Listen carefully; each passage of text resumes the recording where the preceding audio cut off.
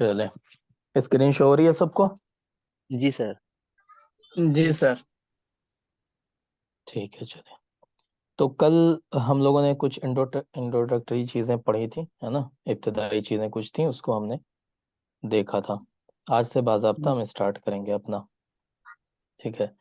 दो जी। चीजें आप कहनी, एक तो ये कि जब क्लास करने बैठे आप, तो ये जो नोट हमने आपके साथ शेयर किया है इसकी आप प्रिंट आउट निकाल लीजिएगा।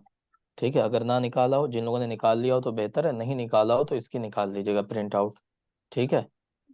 और क्लास के जी। दौरान कुछ चीजें ऐसी आएंगी जो इसमें नहीं लिखी हुई हैं, तो उसको आप अपने साइड में इसी नोट में कहीं पे लिख लें, या कोई कॉपी ऐसी रखें साथ में जिसमें उन चीजों को आप नोट कर सकें।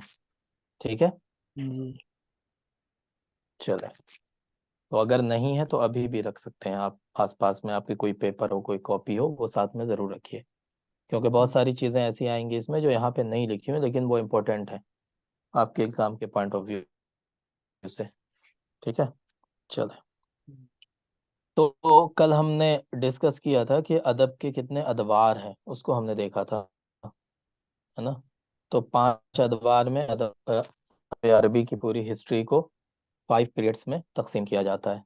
अब यहाँ पे हम देखते हैं लुगत अरबी जो है, अरबी ज़बान, उसकी इब्तिदा कैसे होती है ना, और कहाँ से वो निकली है, उसके बारे में थोड़ी सी, बहुत डिटेल में नहीं, बस ऊपर ऊपर की कुछ बातें देख लेते हैं। लुगत अरबी जो है, इसे कहा जाता है कि यह सामी ज़बान है। अल उलमा यरुद्दून लुगात अस्सामिया इलल आरामिया वल कनानिया वल अरबिया। देखिए, दुनिया के अंदर दो फैमिली है लैंग्वेजेस की, है ना, दो फैमिली। एक को क्या कहा जाता है बताएं? एक सामी है ना, सामी कहा जाता है उसे। दूसरा क्या है बताएं? आरामिया। नहीं नहीं, अर्जु। इंडो आर्यन कहा जाता है उसे ना, इंडो आर्यन। ठीक है। अब उससे 3 जबानें निकली, जैसे लैटिन है, लैटिन है, संस्कृत है ना। हिंदुस्तान के अंदर जितनी जबानें बोली जाती हैं वो सब इंडो आर्यन लैंग्वेजेस हैं। ठीक है। लेकिन अरबी जो जबान है ये सामी जबान है। सामी से मुराद क्या है? साम बिन नूह, हजरत नूह अलैहिस्सलाम के जो बेटे थे, साम बिन नूह। ठीक है। इन्हीं की तरफ ये जबान मंसूब की जाती है कि साम बिन नूह की जो औलादें हुई वो इस जबान को बोला करती थी। ठीक है। अब देखें, औलादें हमने बोल दिया, हालांकि ये गलत है। औलाद खुद ही जमा है, तो औलादें बोलने की कोई जरूरत ही नहीं है। ठीक है। तो उनकी साम बिन नूह की जो औलाद थी वो ये जबान बोला करती थी। ठीक है। अब जो जी। सामी जबानें थी उनसे अलग अलग लैंग्वेजेस बनी। उनसे आरामी जबान बनी, कनानी बनी, अरबी बनी, है ना। अब जो जी। आरामी जबान थी उससे 3 लैंग्वेजेस निकली जो अभी बोली जाती हैं, कुल्दानी, अशवरी, सिरियानी। इतना आपको याद रखने की जरूरत नहीं है, बस आप ये याद रखें, आरामी, कनानी, अरबी। कनानी जबान जो है उससे 2 जबानें निकली, इब्रानी और फैनेकी। ठीक है, इब्रानी और फैनेकी। अब इब्रानी कहाँ बोली जाती है, कोई बताएंगे? इब्रानी को इंग्लिश में क्या बोलते हैं? हिब्रू बोलते हैं, है ना। क्या बोलते हैं इसको? Hebrew Hebrew. लैंग्वेज। ठीक है। हिब्रू कहाँ बोली जाती है? इजराइल। इसराइल में बोली जाती है ना। तो वो जो एरिया है जहाँ पे इब्रानी जबान बोली जाती है वो कनानी जबान है। ठीक है। इसी तरह फैनेकी जबान है, फैनेकी जबान ये कहाँ पे बोली जाती है जी? कोई बताएंगे फैनेकी कहाँ बोली जाती है? मालूम नहीं। शाम के इलाकों में, है ना। शाम वगैरह के इलाके में, वहां पे फैनेकी बोली जाती थी। ठीक है। उसके बाद आती है तीसरी अरबी। अरबी जो ज़बान है तशमिलुल मुदरिया अल फुसहा व लहजात मुख्तलिफा। जो मुदरी ज़बान है, अरबी मुदरी ज़बान है। ठीक है। कौन सी ज़बान है? मुदरी ज़बान। ये कुरैशी ज़बान है। और ये, इसके लहजात अलग अलग हैं, अरबी के बहुत सारे लहजात हैं, और वो लहजात आपको नज़र आते हैं अभी भी। आप मिस्री अरबी सुनिए, वहाँ की जो अवामी अरबी है वो अलग है, कोलोकियल लैंग्वेज जिसे कहते हैं। लैंग्वेज 2 तरह की है अरबी में, एक कोलिकियल लैंग्वेज कहलाती है जिसको आमिया जबान बोला जाता है ना, और दूसरी फुसहा है, अरबी अल फुसहा। ठीक है। तो फुसहा अलग है, कोलोकियल अलग है। तो कोलिकियल जो लैंग्वेज होती है वो ओरिजिनल लैंग्वेज होती है हर जगह की। जैसे हिंदुस्तान में मुसलमान आमतौर पर उर्दू बोलते हैं, लेकिन बिहार का मुसलमान वो अलग तरह की उर्दू बोल रहा है, यूपी का मुसलमान यूपी में ईस्ट यूपी का अलग तरह से उर्दू बोलता है, वेस्ट यूपी का अलग तरह से बोलता है ना। इसी तरह जी हैदराबाद का मुसलमान है वो अलग तरह बोलता है, महाराष्ट्र का मुसलमान है मुंबई साइड का वो अलग लहजा है उसके बोलने का।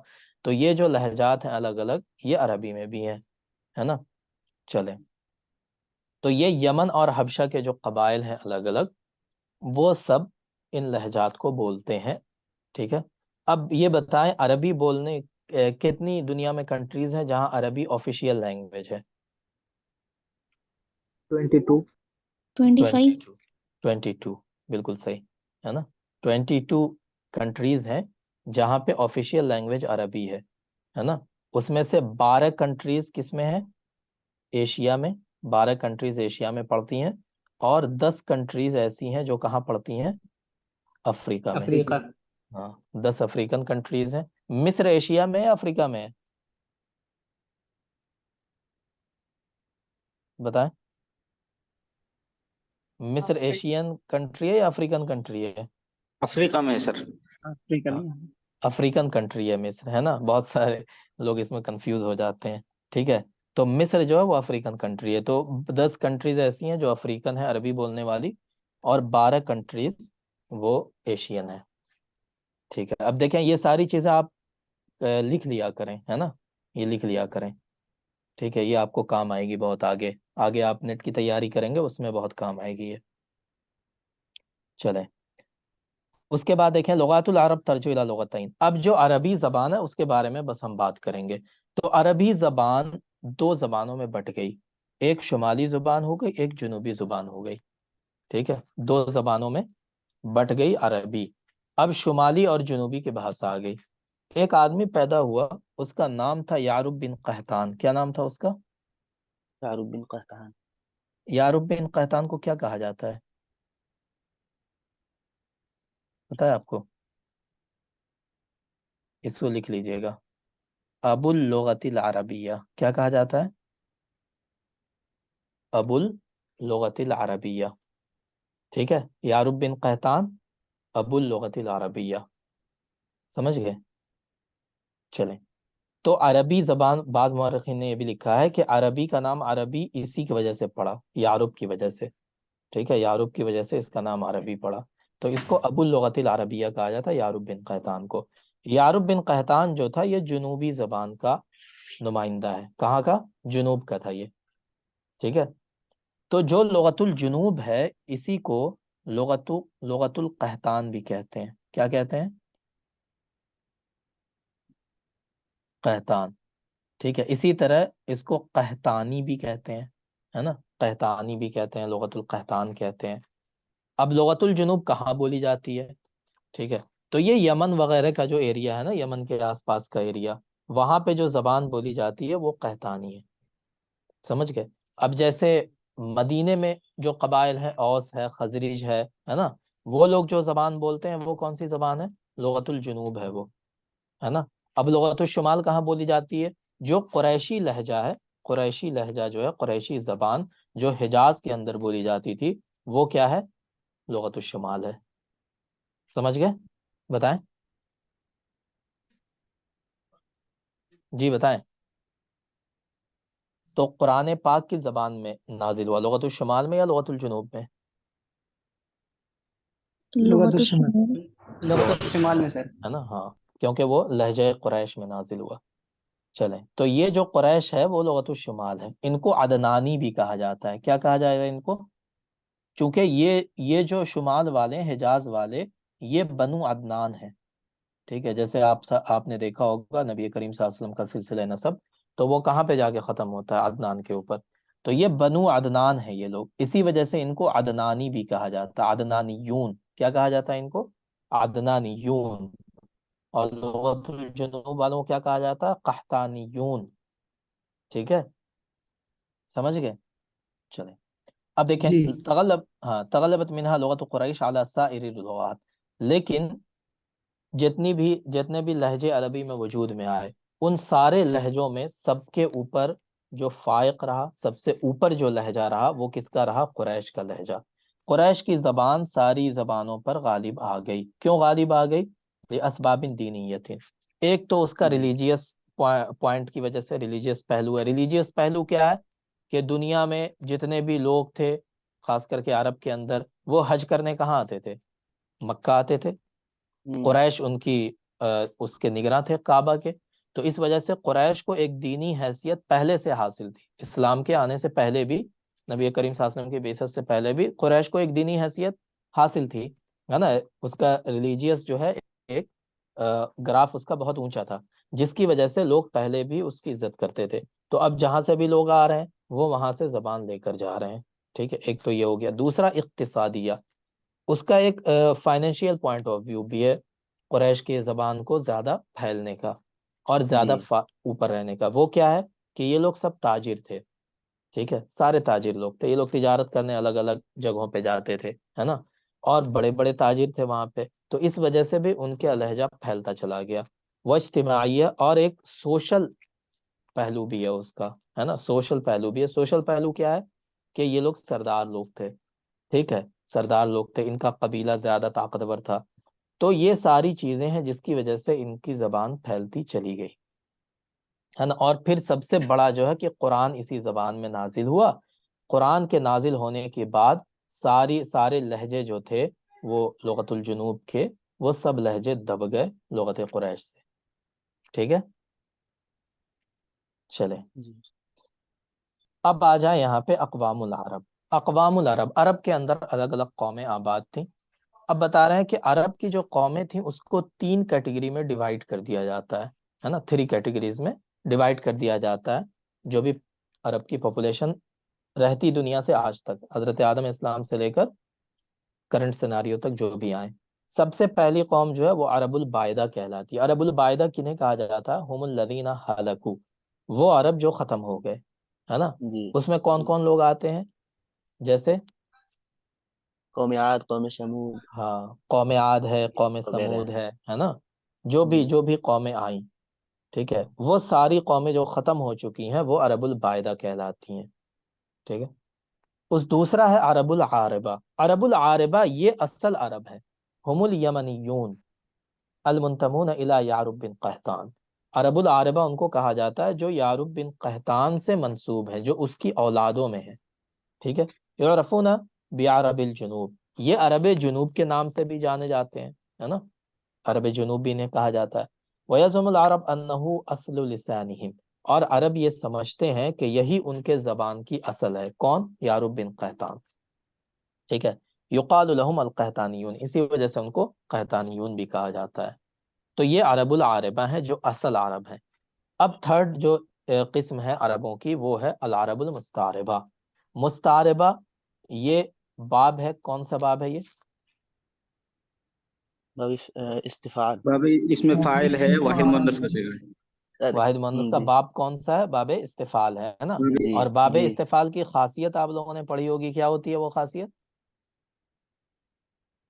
अखज़ करना ये होता है सर। तलब करना या हाँ, बतकल्लुफ किसी चीज को हासिल करना, है ना। ठीक है, बतकल्लुफ किसी चीज को तलब करना, ये होता है ना उसमें एक। तो ये वही है। अरबुल मुस्तारबा का मतलब क्या है कि इन्होंने अपने आप को अरब बना लिया, ये अरब है नहीं, जी ओरिजिनली ये अरब नहीं है, इन्होंने अपने आप को अरब बना लिया। ठीक है। तो ये अरबुल मुस्तारबा है। असल अरब कौन है? अरबुल आरबा। अरबुल मुस्तारबा कौन है? हम अरब शुमाल, शुमाल मिन नस्ली अदनान, अदनानी नस्ल से हैं, बनु अदनान। और ये शुमाल में रहने वाले अरब हैं।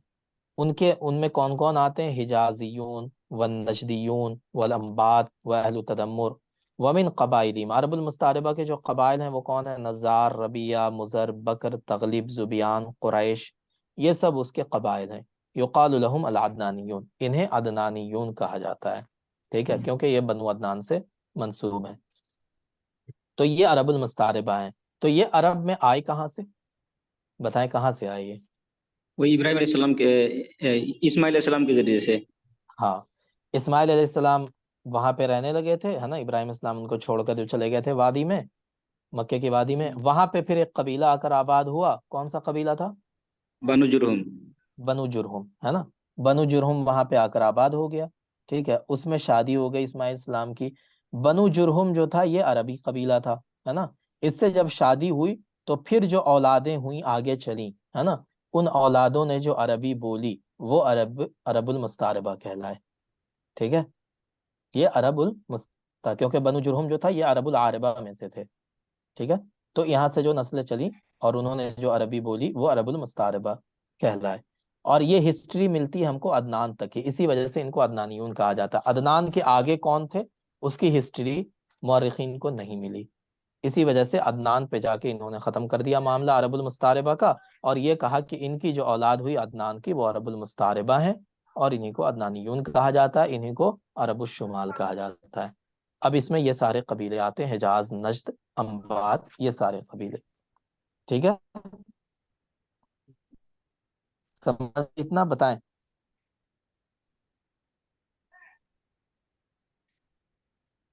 जी हुजूर, कुछ तो कहिए कि लोग कहते हैं आज गालिब गजल सरा न हुआ।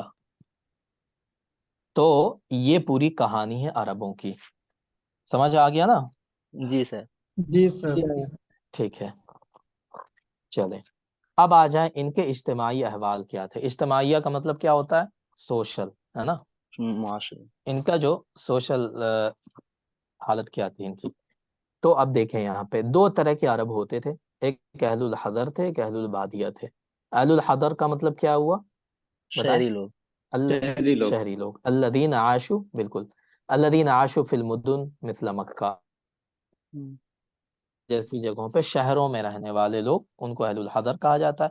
अहलुल बादिया वो लोग हैं अल्लदीन आशु फिस सहरा फी तनक्कुल वर्तिहाल, है ना, जो सहरा के अंदर रहते थे, जंगलों में रहते थे, बयाबानों में, जी और ये कबीले की शक्ल में रहते थे, कभी यहाँ कभी वहां कभी वहां। जहां इनको पानी मिलता था वहीं पे ये अपना खीमा गाड़ देते थे, और जब तक पानी घास वहां पे है तब तक वहां पे हैं, और जैसे ही पानी घास खत्म हुआ दूसरी जगह निकल गए जहां इनको पानी और घास मिल जाए।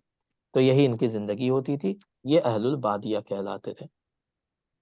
चले, अब जजीरतुल अरब के अंदर जो ममलकतें थी, है ना, ममालिक, ये कौन कौन सी ममलकतें थी, यानी बादशाहत कौन कौन सी थी वहां पे। एक तो ममलकतुल मनाजरा, ममलकतुल गसासना, ममलकतुल किंदा, ये तीन थे वहां पे, ममलकतुल मनाजरा, गसासना, किंदा।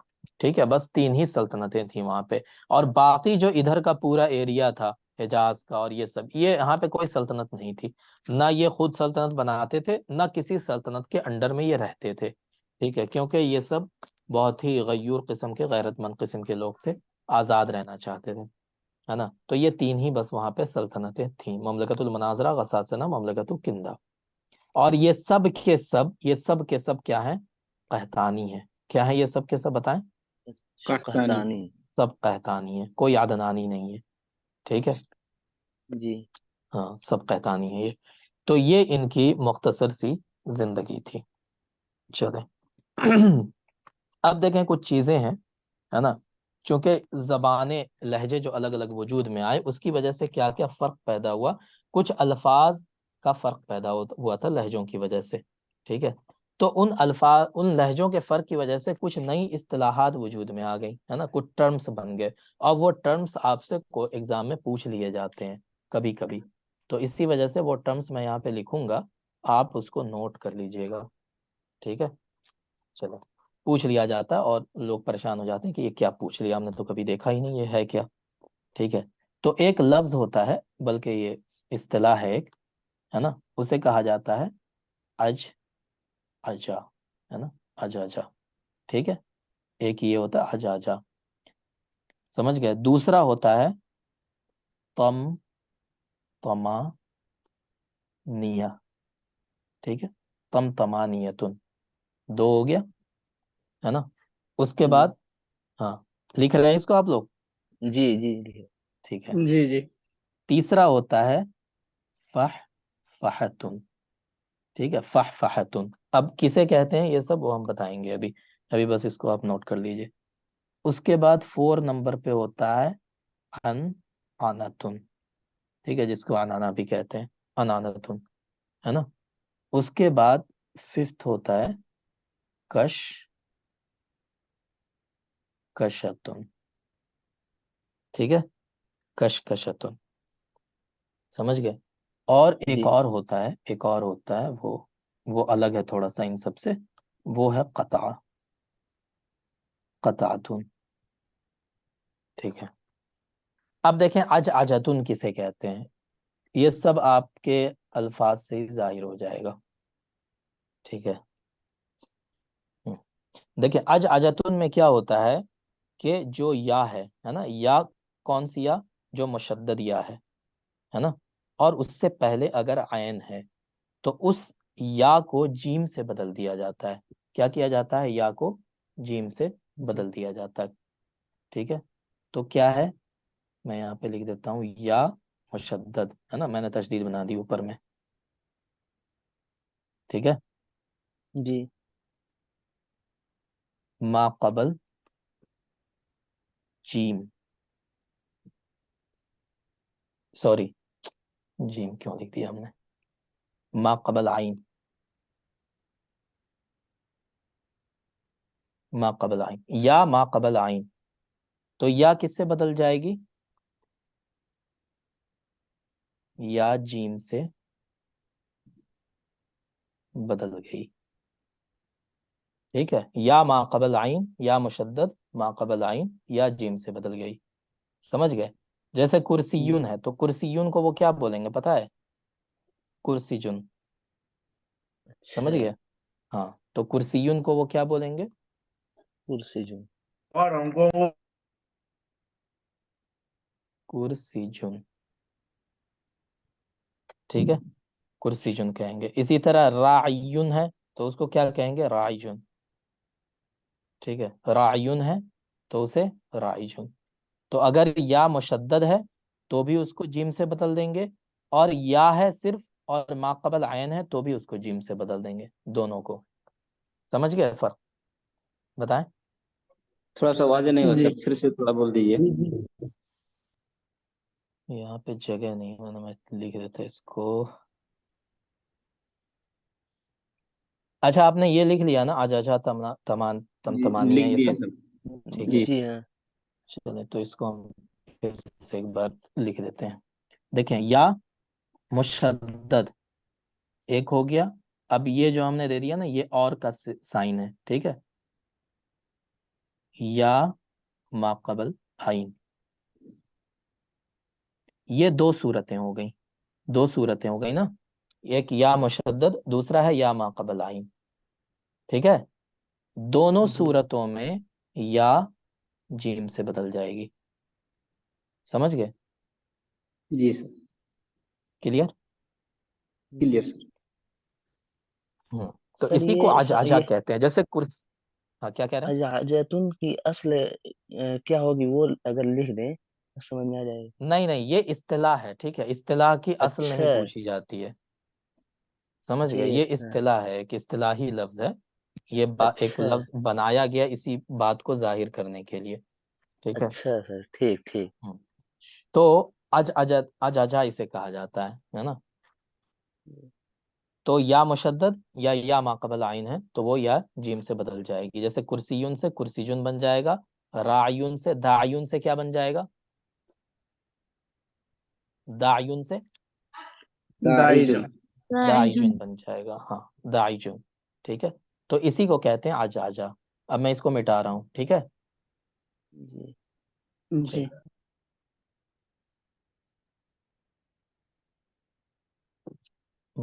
अब देखें आगे, दूसरा है तमतमानिया। तमतमानिया किसे कहते हैं, इसमें क्या होता है कि जो अलिफ लाम है उसकी जगह अलिफ मीम बोल देते हैं। ठीक अच्छा। है, जैसे अलबिर्रु है ना, अलबिर्रु तो उसे क्या हम्म, कहेंगे, अम्बिर्रु। अम्बिरू। हाँ, या अस्सियामु है ना, तो उसे क्या कहेंगे, अमसियामु। अमसियामु। तो तमानीना में क्या होता है, तमतमानिया में अलिफ लाम, मीम को अरे से हाँ बदल ये देते हैं। बदल जाता है किससे, मीम से। अलिफ मीम से। अलिफ मीम से। ठीक है, जी अलिफ मीम से बदल जाता है। ये थोड़ा इजी है, अलबिर्रु से ये जी अलबिर्रु क्या बन जाएगा, अम बिर्रु। ये हो गया, बस इतना है तमतमानिया। ठीक है। जी। अब देखें फहा किसे कहते हैं, जहां पे हा लिखा हुआ है, हा को आयन बोलते हैं। जहां पे हा है, आहा की जगह पे क्या बोलते हैं, आयन। ठीक आयन। है। हाँ, जी जैसे लिखा हुआ अहल्लल्लाहु है ना, तो उसे क्या पढ़ेंगे, अल्लाहु। है ना, अहल्लल्लाहुल हलाल व हर्रमल हराम, तो उसको क्या पढ़ेंगे ये, अहल्लल्लाहुल हलाल व हर्रमल हराम। समझ गए? जी। तो इसी को फहफहा बोलते हैं। फहफहा का मतलब क्या हुआ कि आपको आइन से हा बदल कलमा देंगे। की जगह हा आयन को को, बोलना। हाँ, हा को आयन से बदल देते हैं। ठीक है, हम्म। हा इज इक्वल टू आयन हो जाता है। जैसे इसको देख लें, हल्ला, तो ये क्या बन गया, अल्लाह। अल्लाह। हल्ला। ठीक है, ये हो गया। अब अनाना में क्या होता है ना, अनाना में ये होता है कि अगर किसी लफ्ज के शुरू में हमजा है तो उसे आयन में बदल देते हैं। ठीक है, हमजा को आयन में बदल देते हैं। अगर स्टार्टिंग में है तो, ऐसा नहीं कि बीच में आप कर दें उसको, हमजा को आयन अच्छा। से बदल देते हैं। जैसे अमान, अमान बोलते हैं ना, अमान, है ना, अमानुन, या अमानतुन, तो उसको आप क्या कर देंगे, अमानुन कर देंगे। ठीक है। जी। हम्म। इब्तिदा के हमजा को, हमजा, इसको बदल देते हैं किससे, आयन से, आयन से। है ना। हाँ, जैसे अमानतुन से क्या बन जाता है ये, अमानत। अमानतुन। ठीक है। अब देखें कशकशा, कशकशा किसे कहते हैं, मुअन्नस हाजिर जो होता है ना, मुअन्नस हाजिर, जी। काफ को शीन से बदल देते हैं। मुअन्नस हाजिर के काफ को शीन से बदल देते हैं, है ना। जैसे जैसे कहना हो सलामुन अलैकी, है ना, तो काफ जो है वहां पे वो किसके लिए आया, मुअन्नस हाजिर की दमीर है ना वो काफ, जी। जी, जी। अलैकी। तो उस काफ को हमने बदल दिया शीन से, तो हम क्या कहेंगे, सलामुन अलैशी।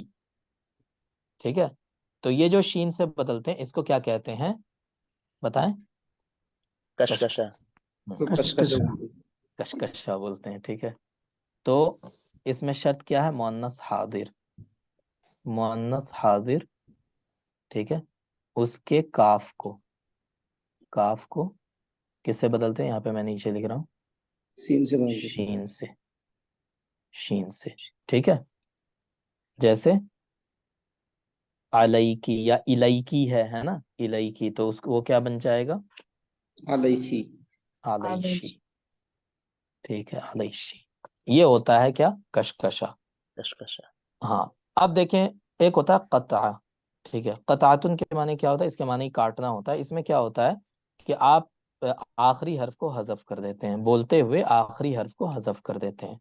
जैसे यहाँ पे किसी का नाम बताएं, कामरान, जैसे इनका नाम है ना, जी तो सर। हम या कामरान ना बोल करके हम बोल दें क्या, या कामरा। ठीक है, जी। कुणाल कामरा, तो जी। वो जो है ना कुणाल कामरा, तो वो कामरान से कामरा बन गया, तो वो हो जी। जाएगा क्या, कता। समझ गए। जी। हाँ, और इन चीजों के लिए कोई कायदा नहीं होता, आप ढूंढें कि इसका कोई कायदा हो, कोई कायदा नहीं है ना, कोई कायदा नहीं है जी। सबका। जी। आखिरी हर्फ को हजफ कर देना। ठीक है, हज़्फ़ु आखिरी हरफिन, तो इसे क्या कहते हैं, क़ताअतुन, है ना। समझ गए, जी बस सर। जी सर। यही है। तो ये 6 इस्तिलाहात इस तरह से होती हैं। चूंकि ये आया वजूद में कहाँ से आई इस्तिलाहात, लहजे बदले, तो अलग अलग लहजों में लोगों ने अलग अलग तरह लफ्ज को बोलना। जैसे हिंदुस्तान में भी होता है ना, काफ को आप हैदराबाद में चले जाएं तो क्या बोलते हैं, काफ को वहां पे, बताएं। काफ को खा बोलते हैं, है ना, कुरान को कुरान बोलते हैं।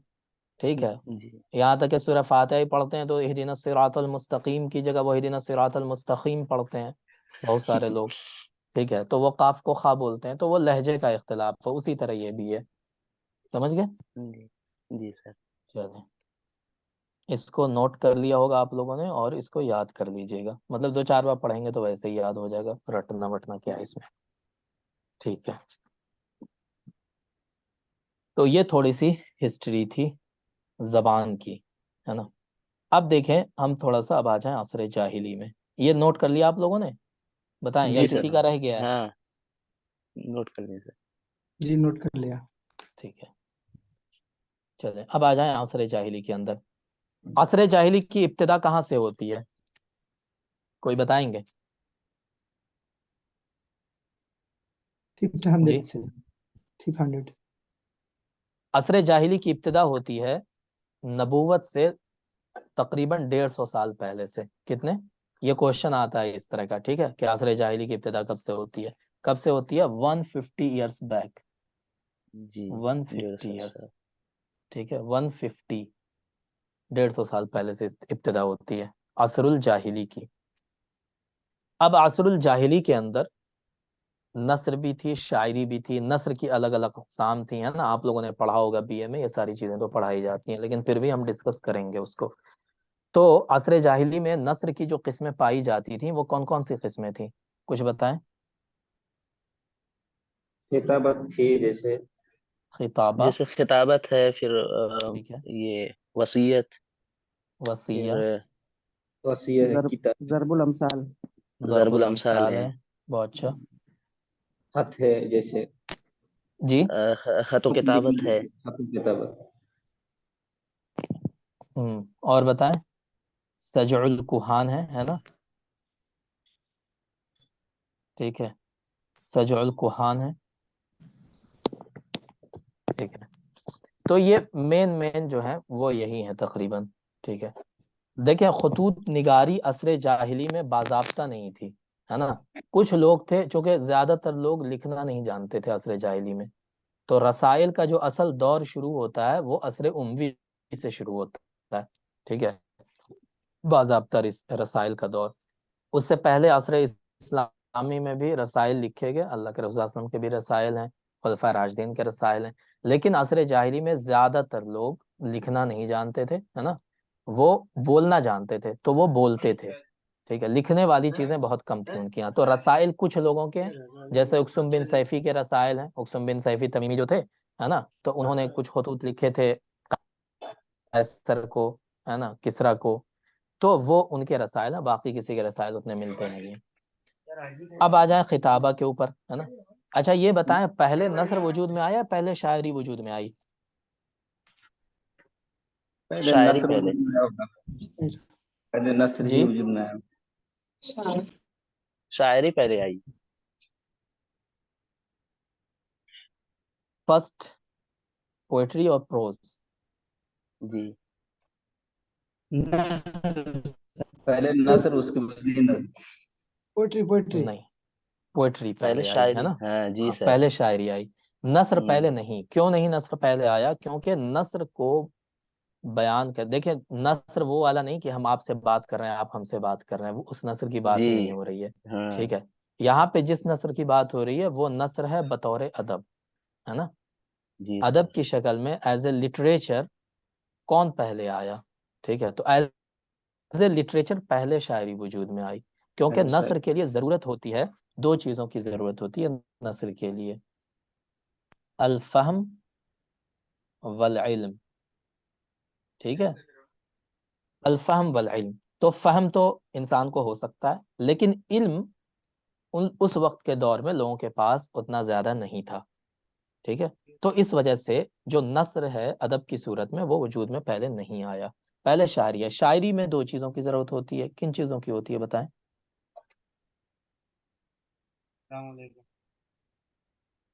अल आतिफा, ठीक है, अल आतिफा कह लें, अल ख्याल, है ना, आप इसको और नाम दे दें, अल विजदान, ठीक है, जी जी। अशऊर, कुछ भी नाम दे दें इसको, है ना। हम्म, एक तो जी ये, दूसरी क्या होती है? जौक, ठीक है, जौक या लिसानुन फसीह, ठीक है। इन चीजों की जरूरत पड़ती है शायरी के लिए, है ना। शायरी के लिए आपके पास बहुत ज्यादा इल्म होना जरूरी नहीं, आप जो महसूस करते हैं उसको अपने अल्फाज में बयान कर देते हैं, वही शायरी होती है ना। जी लेकिन जी। नस्र के लिए, अच्छे नस्र के लिए आपके पास इल्म होना जरूरी है, बिना इल्म के आप अच्छी नस्र नहीं बोल सकते। तो इसी वजह से पहले जो वजूद में आई वो शायरी वजूद में आई, अदब की शक्ल में। नस्र बाद में वजूद में आया, है ना। जी चलो, बस यही चीजें हैं। ये पूछ लेते हैं कभी भी क्वेश्चन में कि क्या कौन पहले आया, तो इसी वजह से मैंने इसको जिक्र कर दिया। अब देखें, असरुन जाहिलियुन नस्र, यमताजुन नस्र फिल जाहिलिया बिजरियानिही मअत्तबा फलैस फीहि तकल्लुफ वला ज़ुखरुफ वला गुलवुन। अब देखें, उस दौर की जो नस्र थी, असर जाहिली की नस्र, उसके अंदर क्या क्या चीजें पाई जाती थी, ठीक है। तो बता रहे हैं ज़माने जाहिलियत की जो नस्र थी वो फितरी होती थी, नेचुरल, बिल्कुल नेचुरल। जो मन में है वो जबान पर है, बहुत ज्यादा बनावट नहीं, बहुत ज्यादा उसमें तकल्लुफ नहीं, ठीक है, बहुत ज्यादा मुबालगा नहीं उसमें, किसी बात को बहुत बढ़ा चढ़ा के एकदम तिल का ताड़ बना के पेश कर रहे हैं, तो वो सब नहीं होता था। यसीर माल अखलाकिल बदवी, चूंकि वो सब देहाती लोग थे, तो देहाती लोग जो होते हैं वो बिल्कुल साफ जबान के होते हैं, जो दिल में है वो बोल दिया। जब आदमी पढ़ जी लेता है ना तो उसको फिर पता होता है कि हमें कब बोलना है, कितना बोलना है। जो देहाती होते हैं जी। उनको ये सब नहीं, बस जो दिल में है बोल दिया उसको। तो वही था इनका मामला। यसीर माल अखलाकिल बदवी व बीअतिही फहुव कवीउल लफ्ज। अब देहाती जो है उनकी जबान बड़ी साफ है, क्योंकि उसमें मिलावट नहीं है, ओरिजिनल लैंग्वेज है उनकी। तो इसी वजह से अल्फाज बड़े ताकतवर हैं उसके। मतीन तरकीब, और जो अल्फाज का अल्फाज की तरकीब है वो बहुत मजबूत है। तरकीब का मतलब क्या होता है? जो अल्फाज एक दूसरे के साथ जुड़े, हम्म। ऑर्गेनाइजेशन जो है, ऑर्गेनाइजेशन ऑफ वर्ड, वो बहुत अच्छा है इनका। कसीरुल जुमला, जुमले छोटे छोटे हैं, बहुत लंबे लंबे जुमले नहीं। मोजिजुल उस्लूब, इसी तरह उस्लूब भी मुख्तसर है। करीबुल इशारा कलीलुल इस्तिआरा, जो इशारा करीब का है, मतलब जो बात कहनी है उसको डायरेक्ट कह रहे हैं, ऐसा नहीं कि बात कहनी है हमें कुछ और हम अल्फाज कुछ और इस्तेमाल कर रहे हैं, ठीक है। तो ढकी जी छुपी बात नहीं करते हैं, खुली जी। बातें करते हैं। उसके बाद क्या? कलील इस्तिआरा, इस्तिआरे का इस्तेमाल बहुत कम है। ये बताएं इस्तिआरा किसे कहते हैं, कोई बताएगा? यानी लफ्ज को उसके असली माना की बजाय दूसरे माना में इस्तेमाल करना, लेकिन करीना मौजूद हो और साथ साथ आला का मुशाबिहत का। चलें, बहुत अच्छा, बहुत अच्छा। तो इस्तिआरा इसी को कहते हैं ना। इस्तिआरे में क्या होता है कि एक लफ्ज इस्तेमाल कर रहे हैं हम, लेकिन वो लफ्ज अपने रियल मीनिंग में नहीं है, उसका रियल मीनिंग कुछ और है, ठीक है। हम उसको उसके अनरियल मीनिंग में यूज कर रहे हैं। अब अनरियल मीनिंग में यूज कर रहे हैं तो ऐसे ही हम थोड़ी चूहे को हम शेर थोड़ी बोल देंगे, ठीक है। तो उसकी कोई वजह होनी चाहिए ना। अगर हम उसको किसी दूसरे मीनिंग में यूज कर रहे हैं तो कोई उसके पीछे रीजन होना चाहिए। अगर रीजन ये है कि उस असल वर्ड में और जो मजाजी माना में जो वर्ड यूज हो रहा है, दोनों में मुशाबहत का ताल्लुक है, रिलेशन क्या है, सिमिलरिटी है दोनों में किसी तरह से भी, तो उसको इस्तिआरा कहते हैं, है ना। और अगर सिमिलरिटी नहीं है दोनों में तो वो फिर फजूल लफ्ज है, ठीक है। तो इस्तिआरा में क्या होता है कि एक वर्ड को अपने रियल मीनिंग में यूज ना करके दूसरे, जैसे हम क्या कहते हैं, अ, वो नारा लगता है ना असदुद्दीन ओवैसी के लिए, कौन आया, शेर आया, शेर आया। तो ये जो शेर कह रहे हैं, तो क्या शेर आ रहा है सामने से? शेर तो नहीं। नहीं आ रहा है ना। तो शेर क्या है? वो इस्तिआरा है, ठीक है। हमने शेर का लफ्ज इस्तेमाल किया, लेकिन किसके लिए इस्तेमाल किया? असदुद्दीन ओवैसी या किसी के लिए भी, है ना। तो वो शेर का लफ्ज इस्तिआरा। इस्तिआरा के मानी क्या होते हैं? इसका लफ्जी माना क्या होता है, बताएं। उधार लेना, उधार लेना, आरियत बन लेना। हाँ, आरियत पे, किराए पर लेना किसी चीज को, है ना, रेंट पर लेना। तो हम रेंट पे उस वर्ड को ले रहे हैं, तो यही होता है इसमें। चलें, सतहियुल फिक्रा। लेकिन फिक्रा जो है, फिक्रा का मतलब क्या होता है? Idea, ideology. आइडियोलॉजी जो है इसके अंदर, जाहिली जमाने के नस्र के अंदर, वो बहुत निचले दर्जे की है, सतही है ना। बहुत ऊंचे दर्जे की, बहुत फलसफियाना आइडियोलॉजी ये अपनी नस्र में पेश नहीं करते हैं। क्यों क्यों नहीं पेश करते हैं? क्योंकि इनके पास बहुत ज्यादा इल्म नहीं है ना। इन ये जो बोलते हैं अपनी नस्र में, वो इनकी जिंदगी के तजर्बात हैं। चाहे वो खिताबा की शक्ल में ये पेश करें, चाहे वो वसीया की शक्ल में करें, चाहे दरबुल अमसाल हो या सजुल कुहान हो। सजुल कुहान किसे कहते हैं? वो काहिनों की इबारतें होती हैं जिसका मतलब समझ में नहीं आता है। हाँ, जो काहिन होते थे, काहिन आज के जमाने में हम कह दें उसको तो एस्ट्रोलॉजर जो होते हैं ना, तो उस जमाने में वो काहिन होते थे। काहिन एकदम गंदे संदे रहते थे, बाबा बन करके, और लोग उनको बहुत बड़ा समझते थे, ठीक है। उनको लगता था कि यही जो है ये खुदा खुदा से डायरेक्ट इसका कनेक्शन है, ये जो बोलेगा वो हरफ आखिर होगा।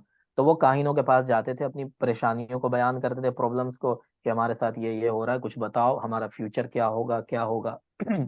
तो वो काहिन जो होता था वो ऐसी बातें बोलता था जो सामने वाले को डायरेक्ट समझ ही में ना आए, ठीक है। आज भी एस्ट्रोलॉजर यही काम करता है। वो क्या करेगा? ऐसी बात बोलेगा कि सामने वाले को डायरेक्ट समझ में ना आए, है ना। उस बात के 10 पहलू होंगे। अब जी। जब आप अगली हम्म। बार पकड़ने जाएंगे उसको कि भाई तुमने तो ऐसा बोला था, ऐसा तो हुआ नहीं, तो वो कहेगा हम्म। नहीं नहीं, जो हमने बोला था वो सुनो, हमने ये कहा था, तो देखो ऐसा हो गया। अब वो ऐसी बात बोलता है, उसके 10 पहलू होते हैं, है ना, सामने वाले को डायरेक्ट कोई बात समझ में नहीं आती है। तो ये काहिन जो लोग होते थे, ये लोग भी यही करते थे। ये लोग क्या करते थे, इनके पास तो गैब की खबर कोई थी नहीं, है ना, लेकिन अब सामने वाले को बेवकूफ भी बनाना है। तो ये ऐसे जुमले इस्तेमाल करते थे जिसमें सजा होता था। सजा का मतलब क्या होता है? सजा का मतलब क्या होता है बताएं। ठीक है, देखें, सजा का मतलब क्या होता है कि जो जुमला खत्म हो रहा है ना, जुमले का इख्तिताम ऐसे अल्फाज पर हो रहा है, ठीक है, जो हर जुमले में रिपीट हो रहे हैं, है ना। जैसे आजकल मुकर्रिर लोग कहते हैं, मुकर्रिर लोग तकरीर कहते हैं, लच्छेदार तकरीर एकदम। तो वो क्या है, 10-12 जुमले ऐसे बोलेंगे कि सब राइमिंग में एंड हो रहा है उसका, है ना, तो उसमें एक राइमिंग होती है। वो जो राइमिंग वाले जुमले होते हैं, सेंटेंसेस होते हैं, उसी को सजा कहते हैं। ठीक है, तो उनके जुमले भी ऐसे ही होते थे, राइमिंग होती थी उनमें, है ना। लास्ट में ऐसा वर्ड कहते थे, वो सब रिपीट होता था, रिपीट होता था।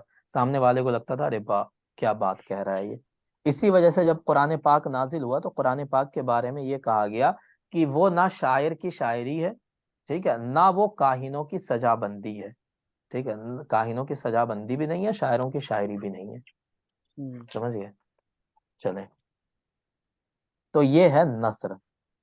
ठीक है, शेर, शेर क्या है? अशेर हुवल कलामुल मौजून अल मुकफ्फा, कलाम मौजून है। मौजून का मतलब क्या होता है बताएं। यानी जो मखसूस वजन पर लाए गए हों। हाँ, यानी औजान बनाए हुए हैं शायरी के, उन औजान के ऊपर जो जुमले लिखे गए हैं, ठीक है, ऐसा कलाम जो उन औजान पे। अब वो औजान कितने हैं? वो औजान कितने हैं बताएं। 16 शायद। 16 औजान है ना। किसने जी। बनाया था? औजान किसने बनाए थे? खलील नहवी। खलील बिन अहमद फराहिदी ने, है ना। तो इसको आप लिख लें, ठीक है, खलील बिन अहमद अल फराहिदी, इसी ने औजान बनाए थे, है ना। लेकिन इसने एक वजन नहीं बनाया था, एक वजन बाद में बढ़ाया गया, अल मुतदारिक। किसने बढ़ाया ये वजन? इसका शागिर्द था अखफश। अखफश का नाम सुना होगा आप लोगों ने, जी जी। नहीं सर। है ना। अखफश बहुत बड़ा नहवी था। तो अखफश ने ये वजन बढ़ाया बाद में, खलील बिन अहमद का शागिर्द था ये। ठीक है, मुतदारिक, बहरुल मुतदारिक किसने बढ़ाया? अखफश ने। तो ये क्वेश्चन में आता है कभी कभी, इसलिए याद रखिएगा इसको। अखफश ने ये बहर बढ़ाई है इसमें। चले, तो शेर ऐसा कलाम है जो वजन के ऊपर हो और मुकफ्फा हो। मुकफ्फा का मतलब क्या होता है कि उसमें काफिया हो। काफिया किसे कहते हैं? काफिया किसे कहते हैं? अ, शेर के जो पहले जो इख्तिताम होता है उससे जो पहले लफ्ज होता है उसी को। हाँ, ठीक है, ये आपने बताया काफिया उर्दू वाला, ठीक है, क्योंकि उर्दू में रदीफ और काफिया होता है। रदीफ सबसे आखिरी होता है, उससे पहले जो होता है वो काफिया होता है ना। तो ये आपने उर्दू वाला बताया, बिल्कुल सही बताया उर्दू के हिसाब से आपने, लेकिन अरबी में काफिया का ये मफहूम नहीं है। ठीक है, यहाँ पे मैं थोड़ा सा देखूं, देखिए यहाँ पे शेर लिखा हुआ है, अमिन उम्मी औफा दमिनतुन लम तकल्लमी बिहौमानति दराजी फल मुंतलमी। इसमें काफिया क्या है? या इमरुल कैस का ये शेर है, क़िफ़ा नबकी मिन ज़िक्रा हबीबिन व मंज़िली बिसिक़्तिल लिवा बैन अद-दुख़ूली फ़हुमदी। इसमें काफिया क्या है? लाम है लाम। नाम है शायद। मंजिली और हुमदी, ये काफिया है। ठीक है, फहुमल और मंजिल, ये काफिया है इसका। समझ गए? और ये जो लाम है ना, लाम लाम लाम, इसे हरफे रवी कहा जाता है। क्या कहा जाता है इसको? हरफुर रवी। क्या कहा जाता है इसे? हालांकि इतना आपसे हर्फ। क्वेश्चन में आएगा नहीं, ये सब इल्म अरूज की बहस है, लेकिन मैं बस ऐसे ही नॉलेज के लिए आपको बता रहा हूँ। इसको हरफुर रवी कहा जाता है। ये जो लाम, जैसे हम कहते हैं ना, ये कसीदा मीमिया है, ये कसीदा लामिया है, ये कसीदा दालिया है, ऐसा सुना होगा आपने, है ना। जी जी जी। हाँ, तो ये जो लामिया दालिया होता है, ये हरफे रवी से डिसाइड होता है। ठीक है, और काफिया जो है, ये पूरा काफिया कहलाता है, हउमल। इसी तरह ये मंजिल है ना, तकल्लमी है, ये मुंतलमी है, ये पूरा काफिया है। अब उसकी काफिया की तारीफ होती है एक पूरी। ठीक है, अब वो उतने डिटेल में जरूरत हो पड़ेगी तो हम पढ़ा देंगे। बस आप इतना यहाँ पे मोटा मोटा समझ लें कि काफिया जो है आखिर लफ्ज जो होता है वो होता है जी शायरी का, और वो रिपीट होता है, यानी उसका जो वजन है वो रिपीट होता है हर शेर में। ठीक है, चलें। अल मुअब्बर अनिल अक़ियतिल बदिया वस्सुवर अल मुअस्सरा अल बलीगा। और शायरी के अंदर ख्याल बहुत ज़रूरी है ना, तो उसके अंदर अनोखे ख्यालात पेश किए जाते हैं और ऐसे अंदाज में पेश किए जाते हैं जो मुअस्सिर होते हैं। मुअस्सिर तस्वीर कशी की जाती है, यानी जो इमेजिनेशन होता है वो बहुत इफेक्टिव होता है ना शायरी के अंदर। और अगर ये चीज़ें ना पाई जाए तो शायरी बेहतर नहीं बोली जाएगी, है ना। जैसे आजकल की शायरी होती है, कहीं से पेपर उठाया, है ना, कोई खबर दिखी और शायर ने शायर उसी पे राइम बना दिया और मुशायरे में पढ़ दिया और लोग जो है सीटियां बजा रहे हैं।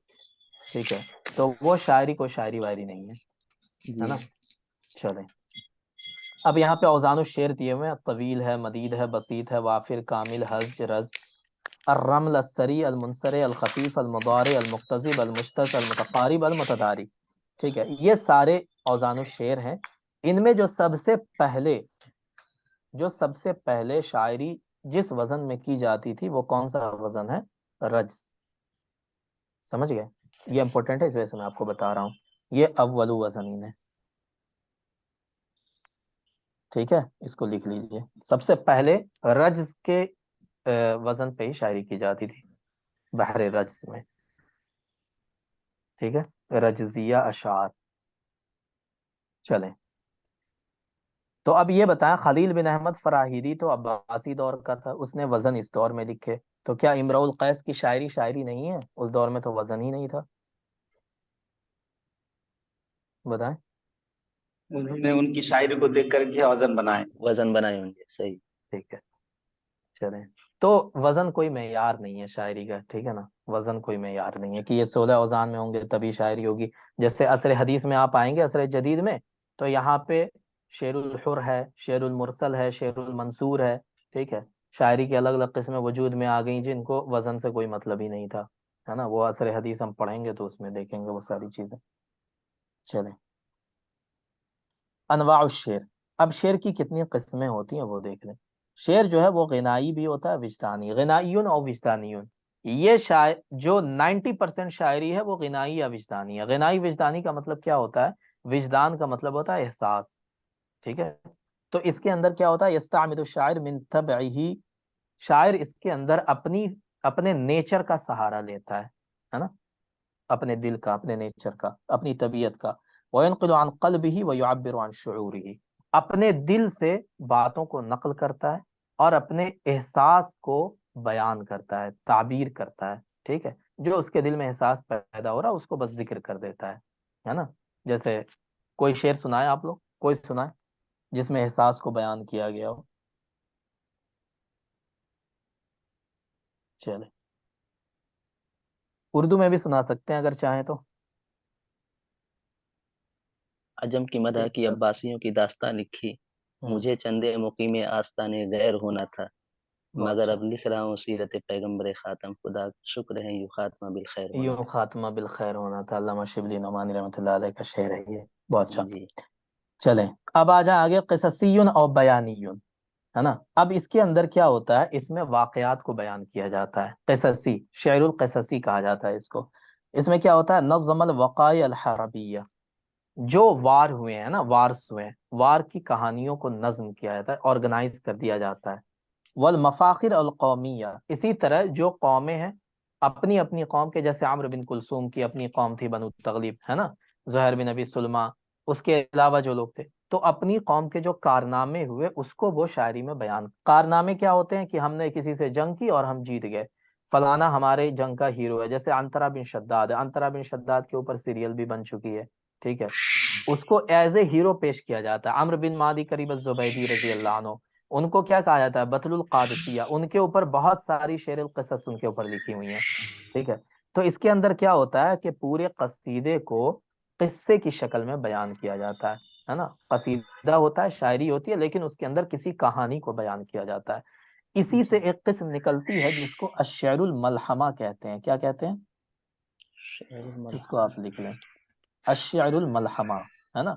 शेरुल मलहमा में क्या होता है? शेरुल मलहमा के अंदर उस्तूरी कहानियां होती हैं, ठीक है। वाक़िअतुन उस्तूरियतुन, है ना। उस्तूरी का मतलब क्या होता है, बताएं। उस्तूरी का मतलब क्या होता है? यानी ख्याली कहानी। हाँ, यानी उस्तूरी का मतलब होता है ऐसी कहानी जो इंसान की अकल से बाहर की चीज हो, है ना। जैसे जैसे अल्फु लैला की दास्तानें हैं। अल्फु लैला में क्या हो रहा है कि जिन उड़ रहा है ना। और वो क्या कहते हैं, उसको एक चिराग मिल जाता है, किसको, अलाउद्दीन को, है ना। वो चिराग को रगड़ता है तो उससे जिन बाहर निकल के आ जाता है। तो इस तरह की कहानियां जिसपे इंसानी अक्ल अपना यकीन नहीं कर सकती है, ठीक है, बिलीफ नहीं कर सकती है, वैसी कहानियों को शेर के अंदाज में बयान किया जाता है ना। लेकिन उसमें जंग की कहानियां होती हैं। जैसे हिंदुस्तान में महाभारत लिखी गई। महाभारत देखो, सुनी आप लोगों ने, सुनी ही होगी, है ना। जी तो महाभारत जो है, जिसमें अर्जुन और उसकी जंग होती है, पांडव की जंग होती है, वो पूरी जंग की कहानियां, उसमें देवता भी लड़ रहे हैं, ठीक है, वो सारी राक्षस लड़ रहे हैं, वो कहानी जो शेर के अंदाज में, पूरी महाभारत शेर के अंदाज में, तो वो भी शेरुल मलहमा है ना। इसी तरह फिरदौसी जो वहाँ का बहुत बड़ा शायर है ईरान का, उसने शाहनामा लिखा है, शाहनामा फिरदौसी, वो भी शेरुल मलहमा है, ठीक है। तो अरबी में भी शेरुल मलहमा लिखा गया, अंतरा के ऊपर लिखा गया, अम्र बिन मादी करीब के ऊपर लिखा गया। तो शेरुल मलहमा अरबी में भी मौजूद, ठीक है। तो वो शेरुल क़िसस की ही एक किस्म हो जाती है, वो भी शेरुल मलहमा। चलें, गिनानी और विजदानी में कुछ फर्क है? नहीं नहीं, वो मतलब एक ही के लिए दो अल्फाज हैं, इसीलिए औ लिखा हुआ है बीच में, ठीक है। अगर वाव होता ना, गिनाइयुन व विजदानियुन, तो आप कह सकते हैं दोनों में कोई फर्क होगा। जब औ आ गया तो औ का मतलब क्या है, ये कह लो चाहे वो कह लो, दोनों बराबर है, ठीक है। ठीक जी। चलें, अब आ जाए तमसीली। तमसीलियुन में क्या होता है, ये असर हदीस में ये शायरी की किस्म वजूद में आई, ठीक है। ये शायरी की किस्म क़िसस से थोड़ा सा आगे निकल गई। इसमें क्या होता है, यामिदु शायर इला वाक़िअतिन, इसमें भी वाक़िया होता है। फ़यतसव्वरुल अशख़ास अल्लज़ीना जरत अला अयदीहिम, ठीक है। तमसीली में क्या होता है, इसमें शायरी के अंदर जो अशख़ास हैं यानी कैरेक्टर्स हैं, ठीक है, लोगों को बिल्कुल इंसानी शक्ल में पेश किया जाता है, बिल्कुल चलते फिरते शक्ल में। तमसील का मतलब ही क्या होता है, किसी चीज को आंखों के सामने पेश करना, है ना, उसी को तो तमसील कहते हैं, बताएं। जी हाँ, तो तमसीली शायरी के अंदर भी यही होता है। तमसीली शायरी का मुअस्सिस किसको कहा जाता है, अहमद शौकी को। किसे कहा जाता है, अहमद शौकी। मोहम्मद शौकी को। हाँ, राइदुश शायरी तमसील इनको कहा जाता है, राइदुश शायरी तमसीली, ठीक है। राइदुश शायरी तमसीली अहमद शौकी। तो इन्होंने, इनको अमीर शुअरा भी कहा जाता है ना। तो इन्होंने क्या किया, बहुत सारे वाकयात के ऊपर, जैसे मसातु अंतरा, अंतरा की शायरी को इन्होंने पेश किया, अंतरा की जिंदगी को अपनी शायरी में पेश किया तमसीली अंदाज में, यानी ड्रामे की शक्ल में। तमसील में एक और चीज बहुत इंपॉर्टेंट होती है कि इसमें हिवार होता है। हिवार समझ रहे हैं? ये वो गुफ्तगू। बात करना, हाँ, गुफ्तगू डायलॉग्स करना होते हैं होता इसके है अंदर, जी। ठीक है, हाँ। तो तमसीली में जैसे ड्रामे में डायलॉग्स होते हैं, वैसे तमसीली में भी डायलॉग्स होते हैं, ठीक है। तो मसरहिया, इसी को शेरुल मसरहिया भी कहते हैं, इसी को शेरुल तमसीली भी कहते हैं। इसमें डायलॉग्स होते हैं, कैरेक्टर्स आपस में बात कर रहे होते हैं, एक दूसरे को से डायलॉग कह रहे होते हैं। तो ये तमसीली होता है, समझ गए बिल्कुल, बताएं। जी सर, जी सर। ठीक है, तो ये शायरी की मेनली ये चार किस्में होती हैं। अब बता रहे हैं कि सबसे पहली कौन सी किस्म वजूद में आई, सबसे पहले। तो कह रहे हैं अलगिनाई अस्बक़ु हादिल अनवा इला ज़ुहूर, सबसे पहले जो शायरी की किस्म वजूद में आई वो कौन है, गिनाई, है ना। नहीं, लिअन्न शेर असलु अलगिना, क्योंकि शायरी की असल ही है कि उसको गाया जाए, गिना है। इसी वजह से आप उर्दू में तो कहा जाता है कि शायरी पेश की जाए या शायरी पढ़ी जाए, है ना। गजल, मैं गजल पढ़ रहा हूँ, लेकिन अरबी में अशार को पेश करने के लिए क्या लफ्ज इस्तेमाल होता है, बताएं। अनशदा शायद, या क्या, काला। काला नहीं इस्तेमाल होता है, ठीक है। अनशदा। हाँ, अनशद युनशिदु इस्तेमाल होता है ना, युनशिदुल अशआर, युनशिदुल अबियात। तो ये इंशाद का लफ्ज इस्तेमाल होता है ना, इंशाद। इंशाद का मतलब ही क्या होता है, गाना। तो शायरी की असल क्या है कि उसको गाकर पेश किया जाए, और शायरी की असल क्या है कि उसके अंदर गनाइयत हो, उसके अंदर मौसीकी, उसके अंदर म्यूजिक हो, ठीक है। तो इसी वजह से जो सबसे पहले जो शायरी वजूद में आई वो गनाई थी, क्योंकि क़िससी शायरी के लिए भी आपके पास नॉलेज होना चाहिए, आपको हिस्ट्री तो कम से कम पता हो, तभी तो आप क़िसस को बयान करेंगे, जंगों के जी वाक़यात को बयान करेंगे, है ना। लेकिन जी ग़िनाई शायरी के लिए किसी चीज़ की जरूरत नहीं, आप जंगल में पड़े हुए हैं, शराब का कटोरा आपके हाथ में है ना, दुनिया से जी बेखबर हैं और मुंह से बक रहे हैं, वो आपकी ग़िनाई शायरी बन जाएगी। ठीक है, उसके लिए ना होश की ज़रूरत है ना इल्म की ज़रूरत है। तो इसी वजह से सबसे पहले जो शायरी वजूद में आई वो ग़िनाई शायरी थी। ठीक है, जी सर। जी चलें। अब बस यहाँ पे देख लें थोड़ा सा शेर जाहिली में के मुमय्यज़ात क्या हैं। तो ये अस्सिद्क़ फ़ी तस्वीर अल-आतिफ़ा व तमसील तबिया, ये जज्बात उनके बहुत सच्चे होते थे, है ना, उसमें कोई बनावट नहीं होती थी, जो दिल में है वो जबान पर होता था। और इसी तरह वो नेचर को पेश करते थे, है ना। वो तशबीह बयान कर रहे हैं किसकी, सेहरा की, वो घोड़े का जिक्र कर रहे हैं, वो ऊँटों का जिक्र कर रहे हैं, वो रेगिस्तान का, वो है ना जंगलों का जिक्र कर रहे हैं। तो वो जो नेचर है, नेचर को अपनी शायरी में बयान करते हैं। इसी तरह वो क्या करते हैं, ज़अफ़ुल इनाया बिसियाक़िल फ़िक्र अला सुननिल मंतिक़ वक़्तिज़ाइ इत्तिबा, वो उनकी तवज्जो बहुत कम रहती है। किस चीज पर बहुत कम तवज्जो रहती है, मंतिक के ऊपर। मंतिक का मतलब क्या होता है, रीजनिंग, है ना। मंतिक को इंग्लिश में क्या कहते हैं बताएं, रीजनिंग कहते हैं। ठीक है, जिसको हम इंग्लिश में रीजनिंग कहते हैं उसी को अरबी मंतिक कहते हैं। तो रीजनिंग नहीं, वो ज्यादा सोचते नहीं है ना, ज्यादा फिक्र नहीं करते हैं, बस बोल देते हैं। कौन है सर, कुछ हाँ भाई आप माइक ऑफ कर लिया करें, ठीक है, कुछ बोलना हो तो ऑन कर लें, वरना वो बैकग्राउंड नॉइजेस जो होती है ना उसकी वजह से थोड़ा डिस्टरबेंस होता है लोगों को। चलें। अक़ल्लु इस्तेमाल गरीब व मतानत तरकीब व जज़ालत लफ्ज़, इसी तरह गरीब अल्फाज का इस्तेमाल बहुत कम करते हैं। गरीब अल्फाज किनको कहा जाता है, ऐसे अल्फाज जिनके माना जल्दी समझ में ना आते हो। लेकिन गरीब अल्फाज का इस्तेमाल एक जाहिली शायर है जिसके यहाँ बहुत मिलता है, वो कौन है बताएं, इमरुल कैस। ठीक है, इमरुल कैस की शायरी में गरीब अल्फाज कसरत इस्तेमाल है ना। उसने बहुत सारे ऐसे अल्फाज इस्तेमाल किए हैं जो ना पहले इस्तेमाल होते थे ना उसके बाद कोई इस्तेमाल करता था। ठीक है, लेकिन आम तौर पे जो जाहिरी शायरी है उसमें गरीब अल्फाज का इस्तेमाल बहुत कम था। इसके अलावा मतानत तरकीब तो होती ही थी, यानी जो ऑर्गेनाइजेशन था अल्फाज का, सेंटेंसेस का, वो बहुत अच्छा होता था। और अल्फाज भी बहुत चुनिंदा अल्फाज इस्तेमाल करते थे। अब ये बहुत इंपॉर्टेंट है, अल इब्तिदा बिज़िक्रिल अतलाल व दियार। शायरी शायरी कोई भी हो, या कदीम शायरी, आप असर उम्वी की शायरी उठा लें, आप असर इस्लामी की उठा लें, है ना, वो जी शायरी शायरी, वो कसायद जब शुरू होते हैं, उनका जब स्टार्टिंग पॉइंट उनका क्या होता है कि वो किसी टीले पर खड़े हुए हैं, है ना, जी या वो क्या है किसी टूटे हुए घर के ऊपर खड़े हुए हैं, पास खड़े हुए हैं, जो उनकी महबूबा का था, या जी किसी ऐसी जगह पे खड़े हैं जहाँ पे आग वाग जलने की कुछ निशानियां बाकी हैं, उनकी महबूबा वहीं पर रहा करती थी, वो कहीं जी और जा चुकी है अब। वहां पे खड़े होकर के वो उसको याद कर रहे हैं अपनी महबूबा को। यहीं से वो स्टार्ट करते हैं अपने कसीदे को, चाहे उनको मदहिया कसीदा लिखना हो, चाहे वो रिसा लिखना हो, उनको फख्र लिखना हो, कुछ भी लिखना हो, स्टार्ट वहीं से करेंगे, फिर धीरे धीरे अपने मेन टॉपिक पे आएंगे। ठीक है, तो इसी वजह से कहा अल इब्तिदा बिज़िक्रिल अक़लाल व दियार, ये बहुत इंपॉर्टेंट उसकी खासियत है जाहिली शायरी। समझ गए, बताएं। जी सर। सर मताना तो तरकीब और जजरतुल लफ्ज़ इसको थोड़ा सा बोल दिए। देखिए मताना के माने क्या होता है, मताना के माने होता है ताकतवर होना, मजबूत होना। ठीक है, तरकीब का मतलब क्या होता है, ऑर्गेनाइजेशन ऑफ वर्ड्स, है ना, जी यही तो होता है। तो जी जो अल्फाज की तरकीब है, तरतीब कह लें उसको, है ना, अल्फाज कौन पहले आएगा, कौन उसके बाद आएगा, कौन सेंटेंस पहले, कौन सेंटेंस उसके बाद, तो ये जो है इसको बहुत अच्छे से वो ऑर्गेनाइज करते हैं, इसी को मतानत और तरकीब कहते हैं। ठीक है, कि जी तरकीब जो है उनकी बहुत अच्छी होती है, बहुत ताकतवर होती है, उसमें कोई ढीलापन नहीं होता है। यानी आप ये नहीं कह सकते कि ये लफ्ज यहाँ पे ना इस्तेमाल करके चौथी लाइन में इस्तेमाल करते तो ज्यादा बेहतर होता है ना, या इसको शुरू में ना इस्तेमाल करके लास्ट में करते तो ज्यादा बेहतर जी होता, ये आप नहीं कह सकते। वो जहाँ पे जो लफ्ज इस्तेमाल करते हैं बहुत अच्छे से इस्तेमाल करते हैं वो, जी सर। बस यही कहना ये चाह रहे हैं। ये सर पीडीएफ में कहाँ से मिलेगी?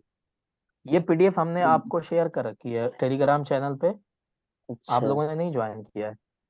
जी सर। ज्वाइन किया था सर पर लेकिन आया मिला नहीं। नहीं। सर लिंक सेंड कर दीजिए, नहीं मिल रहा है, सर्च किया नहीं मिल रहा है, क्यों नहीं मिलेगा, मैं फिर से शेयर कर देता हूँ, ठीक है। जी सर। ठीक हाँ। है सर। चलें, तो आज यहीं तक हम रहने देते हैं, फिर कल इंशाल्लाह इसके आगे हम लोग करेंगे।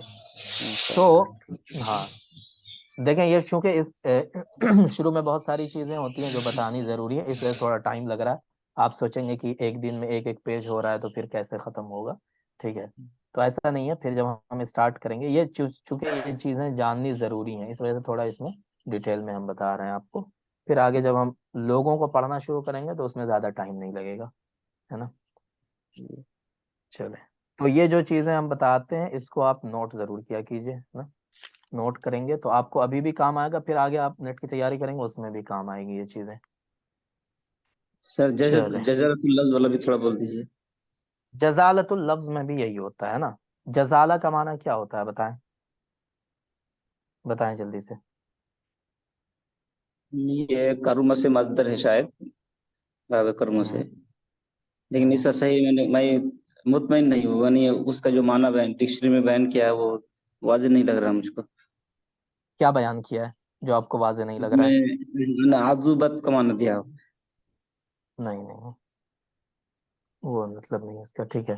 देखिए, जजाला का मतलब क्या होता है कि जो लफ्ज आप इस्तेमाल कर रहे हैं वो फसी होना चाहिए, ठीक है।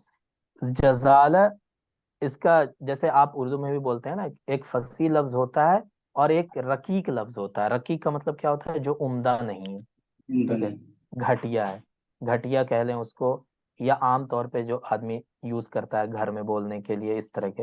और जजाला का मतलब क्या होता है कि आप एकदम उम्दा अल्फाज का इस्तेमाल कर रहे हैं, जो उस कैटेगरी के सबसे अच्छा लफ्ज हो, है ना।